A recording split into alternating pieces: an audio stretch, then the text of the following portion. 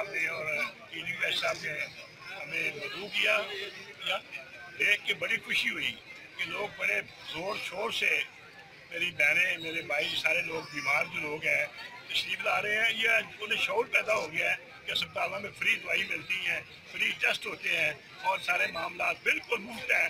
کوئی ایسا معاملہ، صاف ستھرا ماحول بھی صاف ستھرا ہے اور لوگوں کو دوائیاں بھی مل رہی ہیں، ٹیسٹ بھی ہو رہے ہیں سب بیماریوں کے، اور سارا فری کام ہے. اللہ تعالیٰ ہماری ان کاوشوں کو پورا کرے اور اللہ میں ہمارے قائدین کو سلامت رکھے، انہیں زیادہ توفیق دے کے عوام کی خدمت کر سکے.